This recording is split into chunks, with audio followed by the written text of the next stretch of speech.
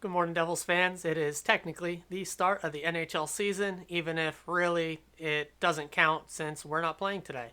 But given the boys had a team bonding experience yesterday, and as of at least 10 o'clock this morning, as I was delaying, hoping we'd get maybe practice or just some interesting new info coming out from the team, there is still nothing as of yet.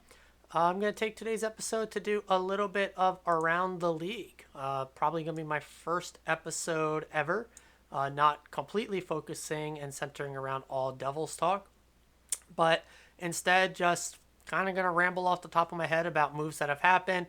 Going to try and keep it at least somewhat Devils oriented, starting off with Connor Hellebuck signed in Winnipeg, an extension, 7 years, 8.5 million. A matching deal also went to Scheifele. Obviously, we care more about the Hellebuck one.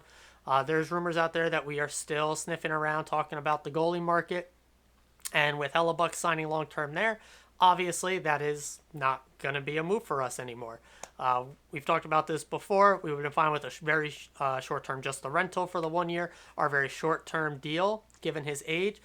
There was no way we were giving him this 7 year, $8.5 million deal. It's good for Hellebuck and it's good for Winnipeg, just given the state of the organization there. So, good on them, I guess. No skin off our backs, really. And yeah, just one more name off the list as far as goalie options go, if, from the sounds of it, we are still looking to make a move there. The other big name that a bit of a rumor came out about was Soros. Apparently, over in Nashville, they have already extended talks or extended a hand for talks about an extension with Soros there. I think he still has 2 years, so he's not even technically allowed to sign anything, even if they agreed upon it. Age wise, contract wise, he makes a lot more sense, especially if we got him on just these last 2 years. But seemingly, they are definitely looking to hold on to him in Nashville, which they should. And so that's probably the other big name off the list. Where we're going to be looking beyond that for an available NHL goalie, yeah, rough. I don't know where else you'd really want to go. I think there's an argument for one of the Boston goalies still, and that might be the route it ends up having to go if we really want to force it. But Vitek and Schmidt, I'm still very comfortable going into the season with. We saw it with Vegas. Just have NHL-ish caliber goalies, and you just need one to get hot at the right time in the playoffs, and you'll make a run and win the whole thing. So I'm not stressing too much on the goalie department. In other NHL news, we've got opening night. We've got the Nashville Predators and Tampa Bay Lightning starting at 5:30 Eastern for the first puck drop of the 2023-24 season. I'll definitely be tuning into that. And then by the time that ends, we swap over to what is probably the more interesting game in Bedard's debut against Sidney Crosby. Hopefully the coaches do what the NHL wants them to do for the iconic picture of Bedard taking the opening faceoff against Crosby. And again, we get to see Carlson and what that Penguins team looks like. In our podcast, which just had a new episode drop today, so definitely go check that out on all streaming platforms, here on YouTube, all that junk. I predicted the Penguins to just barely miss, but I did say in those episodes that I would put them into the wild card if they got Carlson, which I predicted them to do, and they did. So very interested to see how Carlson and Letang work out on those units. In some of my fantasy leagues, I definitely let Letang slide quite a bit, just due to I think he's going to lose some of the offensive oomph that he has brought previously with Carlson coming in.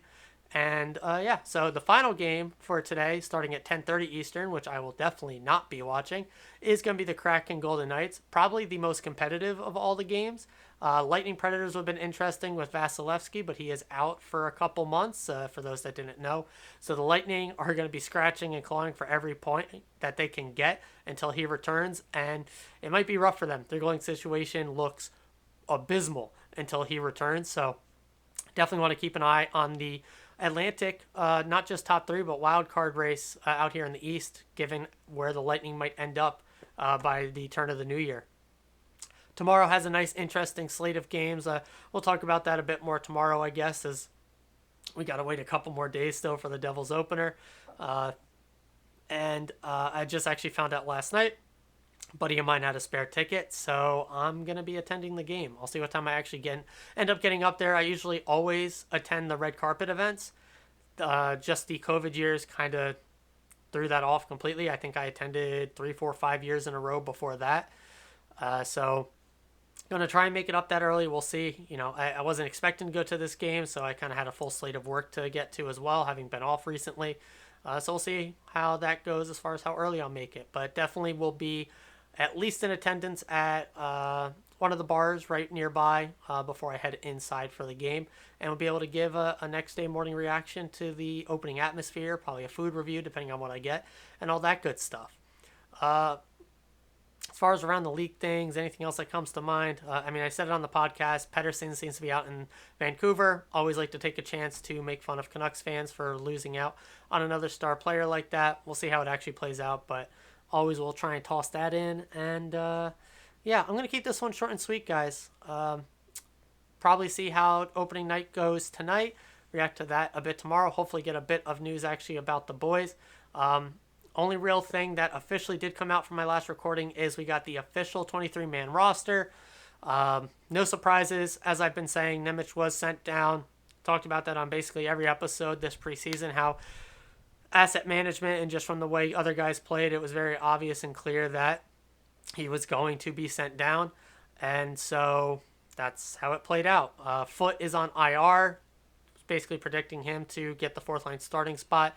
Likely Tierney, who did make the opening roster, will be sent through waivers once Foote is ready to come back. The other names that I wasn't, quite expecting, all three, Tierney and then Nosek and Lazar all being there. Guys definitely like their vets here. Lazar is my prediction for getting the opening night spot. Nosek could definitely earn his way there. I was looking at the numbers. They basically both played equal amounts of minutes. They both played equal amounts of penalty kill minutes. So really it might be plug and play just based on, how does one guy do one game and then the next until Foote is ready to go. And then we're pretty locked in on our roster. We've got Bratt, Jack, and Toffoli. We've got Timo, Nico, Mercer Holtz. We've got Palat, Hala, Mercer Holtz, whichever the other one is. And then Lazar's Nosek, McLeod, Bastion, Tierney as the current healthy scratch, probably waived when Foote is back. Jeez. Defense, Siegs, Dougie, Ball, who absolutely balled out this preseason with Marino, and then Luke with the split of Smith-Miller. My prediction is Miller starts. Smith healthy scratch. He's going to have basically a full week here since the last preseason game to get more acclimated with the system, and he's just a better overall career player than Smith has been, so we should give him that chance. And then the obvious goalies, like I said, which Schmid and Vitek. And that's going to do it. We've got cap room to play with. I think we actually end up running into like $6 to $8 million of available cap space come trade deadline, as that stuff is prorated through the season. So we left ourselves some room to make a big move come the trade deadline, especially if you bring retention into that as well. So definitely something to keep in mind as we chart through the season. But yeah, it's finally here. NHL season starts tonight. Devils in a couple days. Can't wait. Very ready. That's going to do it, guys. First day back to work, so got to get banging away at that one. I'll see y'all tomorrow morning, as always, and forever. Let's go Devils.